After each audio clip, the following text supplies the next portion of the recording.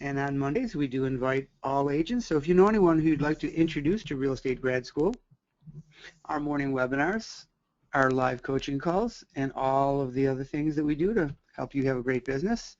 Monday, you can invite them to go to realestategradschool.com and click on the free webinar button. I think they might be able to register there for this, because we are working always to be the place where you learn to raise your income and improve your quality of life outside of real estate. Now, every Friday at 11:30, we have a live vendor webinar, and they get recorded. Last Friday, we had Travis Roberts from Zillow, and we have people from CRM companies, and the week before we had Michael Airy, who's a Boomtown user and consultant.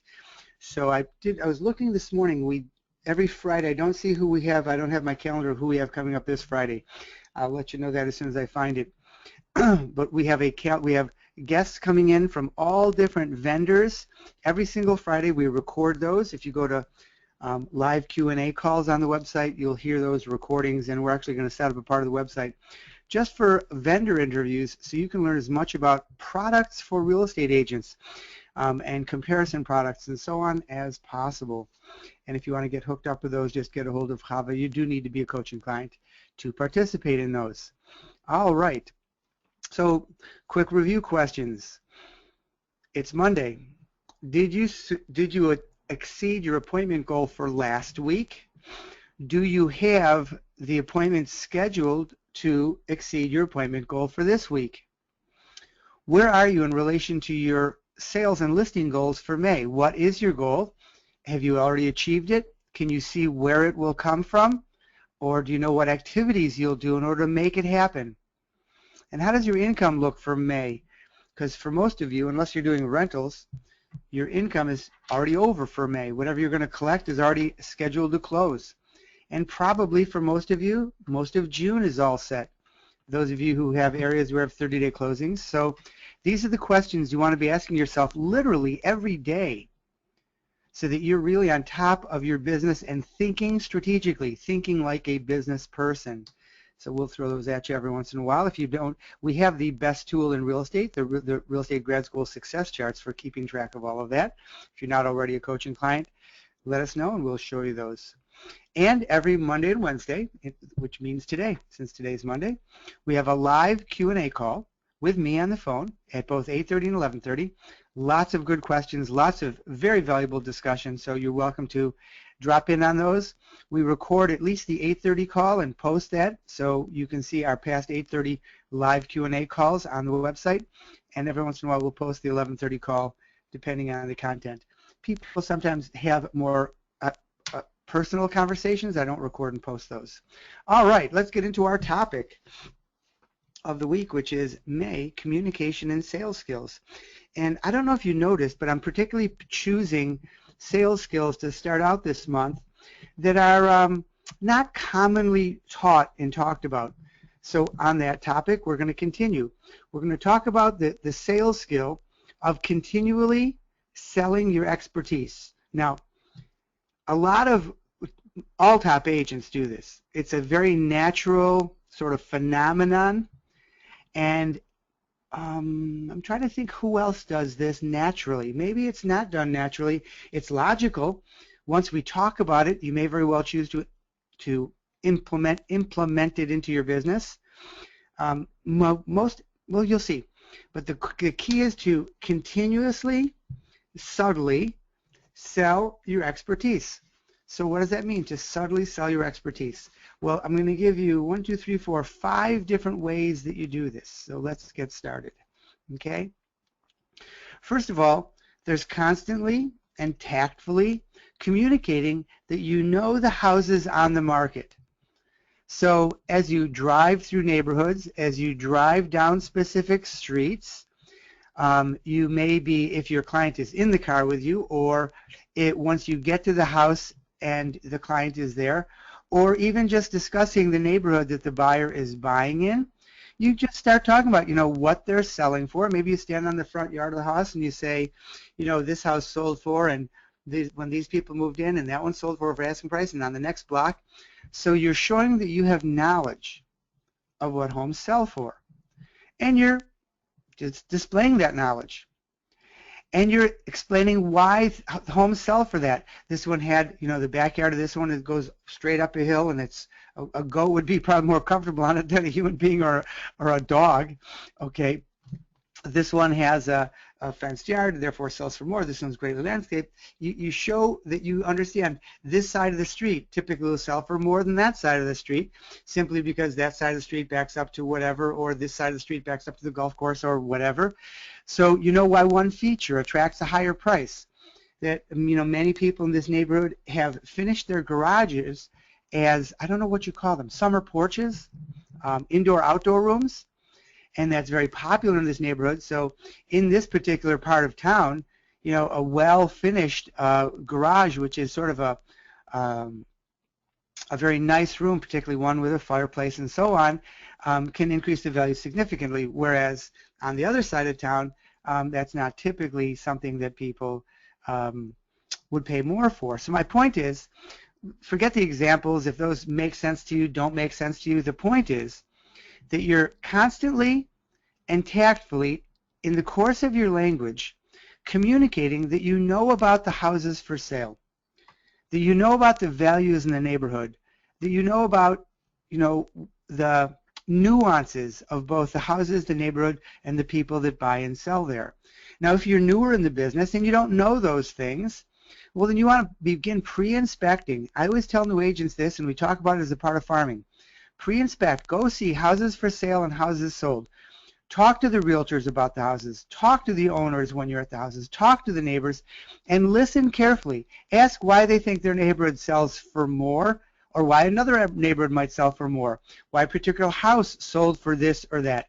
And listen to what they talk about. Listen to whether they talk about, family rooms, cathedral ceilings, the types of kitchens, or whether they talk about finished basements with swimming pools, etc. So listen, ask, preview, so that you can be constantly and tactfully communicating about the houses on the market. But there's 4 more ways to subtly sell your expertise. You can show people that you really understand the real estate business because you're constantly and tactfully communicating that you know about the values in the neighborhood. You talk about what houses have sold for in the past, what the average price range was last year or earlier this year, and what the prices were 2 years ago, 5 years ago, 10 years ago, why those prices may have changed, how one area compares to the next, and how the area, within this distance from the school or from whatever facility is, the golf club, sells for more than that. Why houses on this side of the street, the houses with docks, sell for more than houses without docks, etc.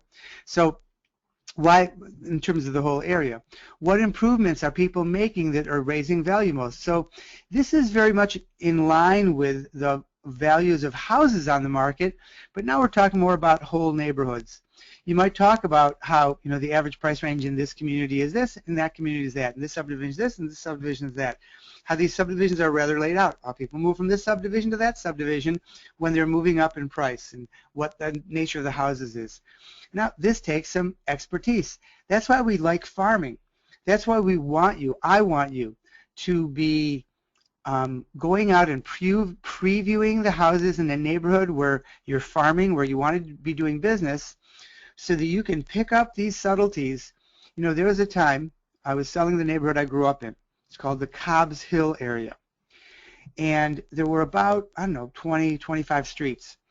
And there was about a 2-year stretch when I sold far more than anybody else, but I had the highest selling house on every single one of those streets. And every time I sold one for more, I would promote it with the neighbors. So the neighbors knew if they wanted to get the most for their house, I was continually setting records for the next highest price in the neighborhood. Do you think that was good for my ability to get listings over there? Now, what about buyers? And I would explain to buyers that I know the neighborhood, I know the houses, I know what you should pay for them. Now, I never sold a buyer a house that he was not able to sell for more afterward. Did they pay a premium? Yes. But you know what? I control the listings, and that's what we're teaching you to do. Constantly and tactfully communicate that you are in touch with secret inventory, houses that are not yet listed, houses that people are talking about putting on the market, but they haven't put on the market yet. Houses where people are thinking of selling, and you've asked them, you know, if I come across a buyer who may be interested in a house like yours, shall I show it to them? Houses that other agents know about, and because those other agents trust you, they're willing to share that information with you.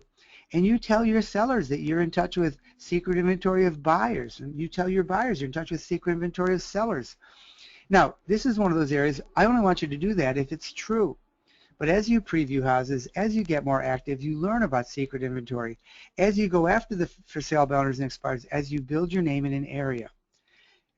And when you have secret inventory, you're able to sell houses that other people don't even know about, and particularly in a market like ours right now, where houses are selling so fast, where there's multiple offers so many times, in most areas, not all, where houses are selling so fast and there are so many offers, when you can find one of those secret inventory houses and sell it to your buyer will pay a premium for it, knowing that if they don't, they're going to be in competition with others.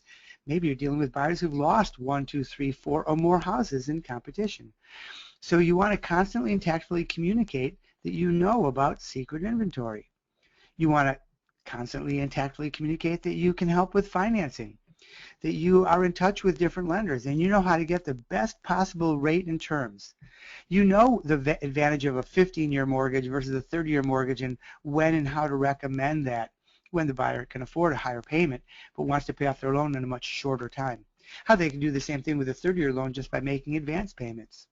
You know how to reduce closing costs with asking the seller to pay concessions or dealing with certain banks who cover certain of your closing costs. You know how to reduce cash needed by asking the seller to pay for a portion of closing costs.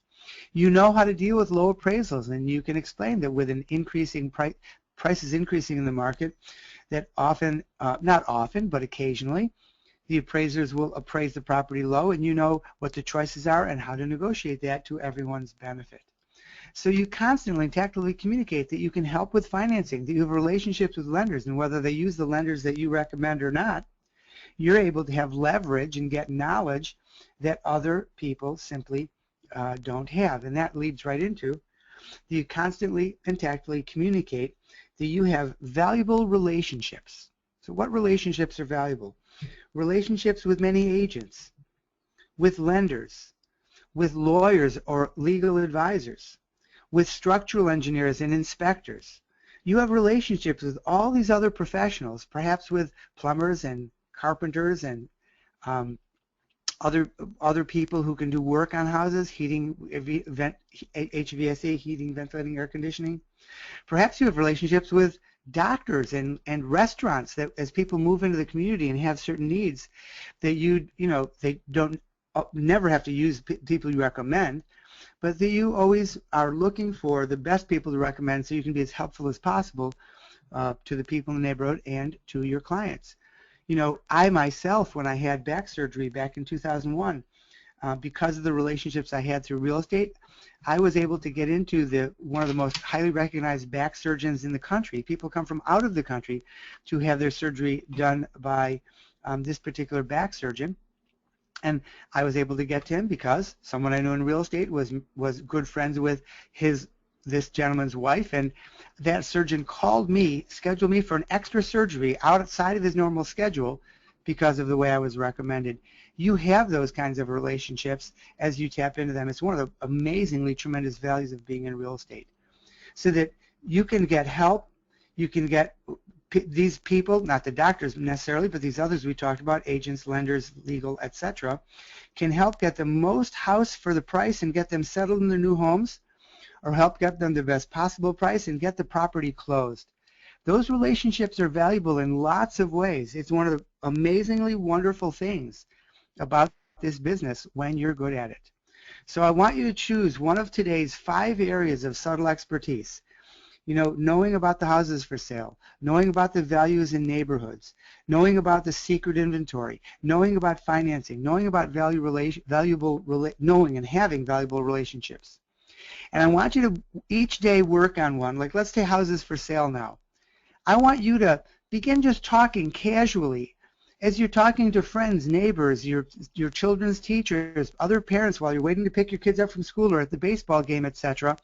Just Just in casual conversation, talk about great houses you've seen, or for values in neighborhoods, or the other things. As you're working with buyers, make a little reference to secret inventory, and watch how people will be more committed to you, give you more referrals, work more closely with you, because everyone wants to work with someone who's in the know and can give them advantages others may not. This is one of the topics we'll talk about on today's live call. So hug the ones you love, make a great day, make a sale, continue to have a wonderful May, and take some time to enjoy great weather if it's great weather where you are. Hug the ones you love. Be well. Bye.